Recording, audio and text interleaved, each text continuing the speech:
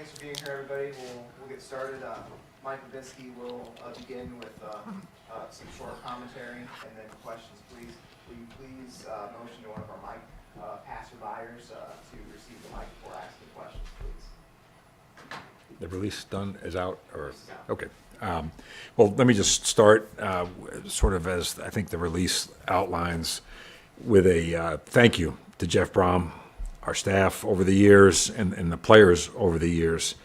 Honestly, really grateful to him for 6 years ago now, being willing to take on the challenge of rebuilding Purdue football, and really am grateful that we've been able to show some evidence that, hey, things can get done here in a big way. And so nothing but appreciation for that. We've won some really big games. We've energized our students, our fan base. Lots of really good things have happened during these last 6 years. And I know how much energy, having worked side by side with him for 6 years, how much energy and effort Jeff personally put into this to make that happen. And period. I mean, it was a yeoman's effort all the way through, and I think all of us here at Purdue should really be appreciative of that. The fact that he's moved on or is moving on to Louisville I think we all know this is a unique set of circumstances. I don't think it says a thing about Purdue. In fact, I know it doesn't say a thing about Purdue.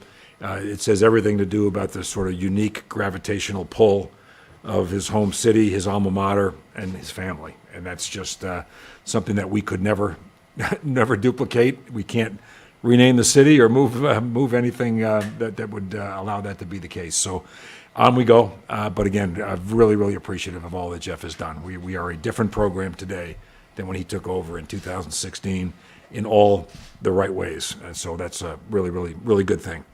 I know the press release mentions that Brian Brohm will serve as the interim head coach for our Citrus Bowl game. I'm sure there are those that are like, boy, that's really unusual. But let me just explain what that's all about. First of all, Brian's a really talented coach. He's our offensive coordinator. And if his name wasn't Brohm, it wouldn't be unusual at all. Obviously, his name is Brohm, so it creates some bit of a head scratch for folks. But I can tell you that our players were excited. Our remaining staff members were excited. Brian was hugely excited at the opportunity. For him, it's a great professional moment and a chance to really put his stamp on our program and a team over these next several weeks. So we're excited about that. Mark Hagan will call the defense. Mark's our co-defensive coordinator. I believe Coach English will be moving on immediately with Jeff down to Louisville. So Mark will call the defense for us in the bowl game and be with us throughout, and we're excited about that also. Obviously, Mark's players respond really well to him, and he provides an air of stability and confidence on that side of the ball. Brian, obviously, on the offensive side of the ball, so we've got it covered pretty well from all those perspectives. So we're excited about that. We intend to go down there and do everything we can to win a football game on January 2nd. That is the goal. On to the other business of the day. Obviously, we are in the process and have begun to execute a search for our next head football coach. That is not something that we were caught flat-footed by, or while we did not want this to happen, nor did we honestly anticipate it was going to happen. We've been quietly preparing for some time in the event it did happen, and so we were ready to move into action, and we are in motion already in all the different ways that means. For those that are maybe going to listen or pay attention to what we say here today, or maybe not pay attention, but just take note of what we say, please know that I cannot respond to every suggestion or recommendation that good, bad, or in between will not be able to do that. So thank you for the time, but it won't be something that I'm going to spend a lot of energy on. Let me just say this, in reference to what I said earlier about where we've come as a program. The opportunity that we present to candidates today is distinctly different than it was in 2016. At that point, it was a hope, a dream, a wish that good things could happen in and around Purdue football. Well, now we have evidence that good things can happen around Purdue football, and we believe, I believe completely that we are positioned and poised for nothing but higher levels of success in the years ahead. And we just need to locate the head coach who shares that vision, fits our place as well as our most recent head coach did, and is capable of taking us where we believe we can go. So that is the work that's underway. Again, just want to please pay no attention to speculation or social media comments or whatever it might be. If it's not coming from us, it's just that. It's speculation. People say enough things. Some of it might be right, but I can tell you that we're not putting anything out there to give, nor does it serve any process to give updates or direction or any of that sort of thing. Nothing is accomplished by doing that. So please bear with us on that front. Our goal will be to accomplish this as expeditiously as possible. We don't want to rush into it, but I also know we know the calendar. We know when early signing date is. We know what's coming and what's ahead of us. So we're going to try to accomplish this and get this to the right conclusion here just as quickly as we can. And that will be the everyday goal here until we finish that job. And so as I said, it's underway now. And with that, I'll take any questions you might have. Mike, does the different state the program is in now as opposed to 2016, does that change the parameters of what you're looking for at all, or do you kind of go into it with the same set of criteria as you did when you went and found Jeff? I think the criteria is similar. I think perhaps the candidate pool may be different this time around. I think we'll be able to attract the interest of folks that maybe are, across the board, a deeper and higher quality pool than perhaps we were able to get in 2016. We had really good people in there, and we hired a really good coach. But I think we may have more of that to be able to select from this time around, and that's a result of where we've come.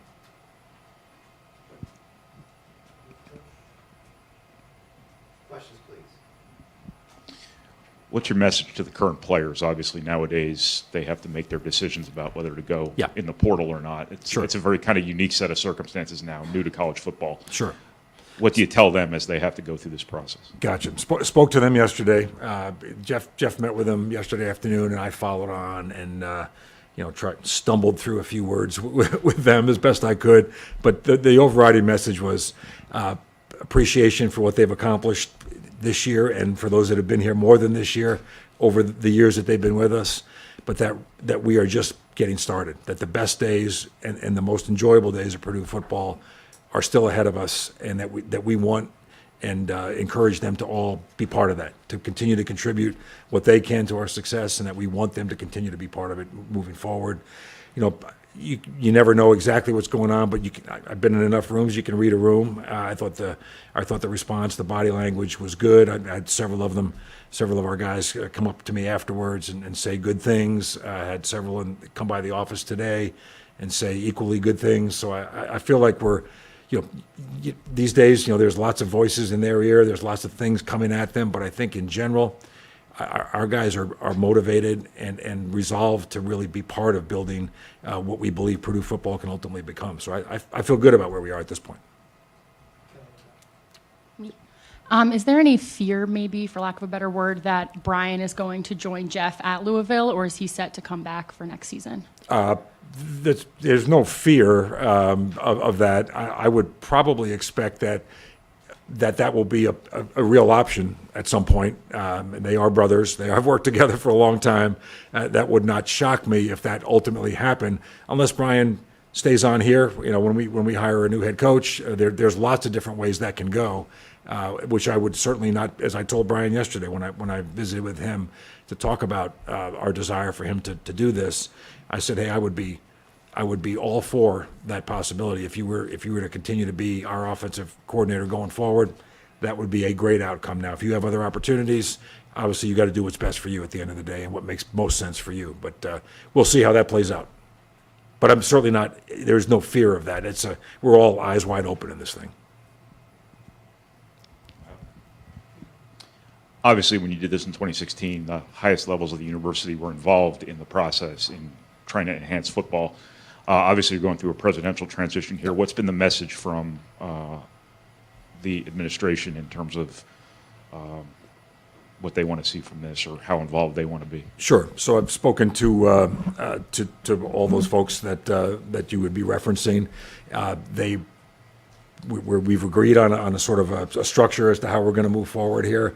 We'll have an individual sort of representing the leadership group of the university that I'll stay in close contact with, keep informed as to what we're doing, ask for their guidance, counsel, and support through the process and participation if needed. But it won't be multiple. Mitch and Mung will not be wrestling to see who's going to be involved with this. Mitch obviously stepping aside. And has indicated, hey, I'll be as involved or not as involved as you'd like me to be. It's really going to be, this is going to happen under Mung's watch going forward, and so we'll make sure that he is fully informed and engaged, but not participating. It's not his, not yet something that would make a lot of sense from his perspective. But, yes, a lot going on. Mike, you mentioned Coach English is gone. Obviously, Jeff is gone. Do you know which members of the staff are still around with the football team?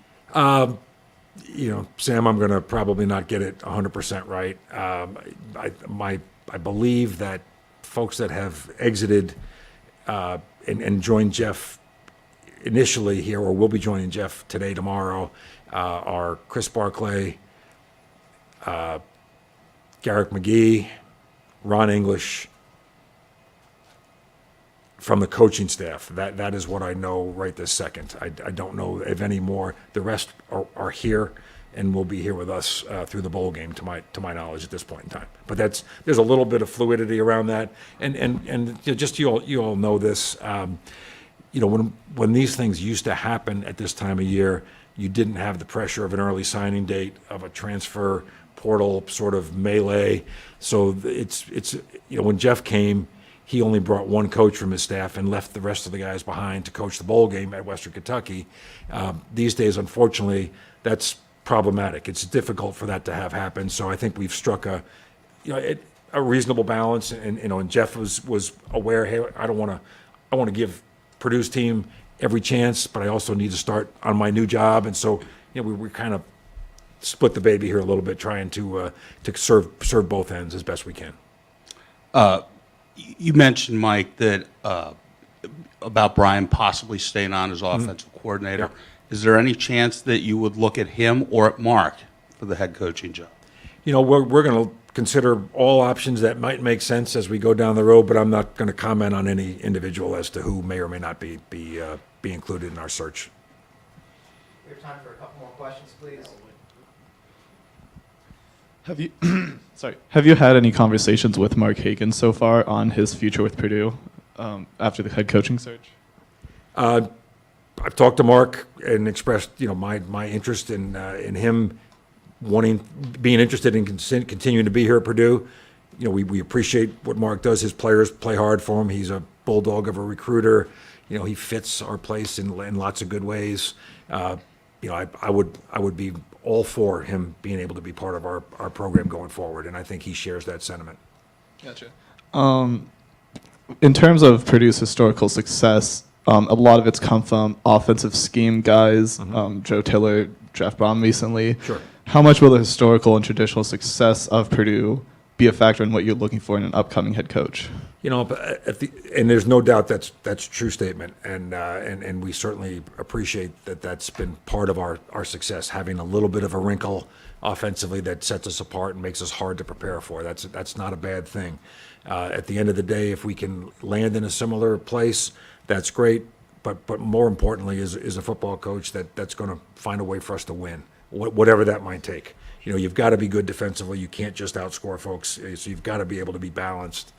So whoever we believe at the end of the day is the right overall head football coach will be where we go. Do I enjoy us having an edge and being difficult to prepare for? Darn right. And I think that would be something that we'd like to get to the bottom of as we talk to these different candidates, how they intend to do that. You mentioned that you'd spoken to the players. Yeah. Some of them were pretty excited about what's coming up. Yeah. Now, the players, some are more vocal than others out there, but how much are you looking to the players and taking into account who they're hoping to see? You know what I'm talking about? Yeah, sure. we certainly hear their voice, and they are important, hugely important pieces of this. But honestly, that's what I get paid to do, and if that's just kind of where it is. I hear them loud and clear, appreciate it, but there's lots of things to weigh, and at the end of the day, I've got to make that decision.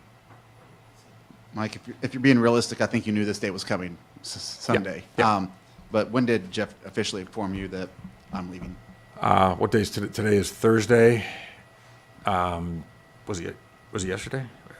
Yesterday morning. Yeah, yesterday at 11:45ish, thereabouts. He came over and we met in person.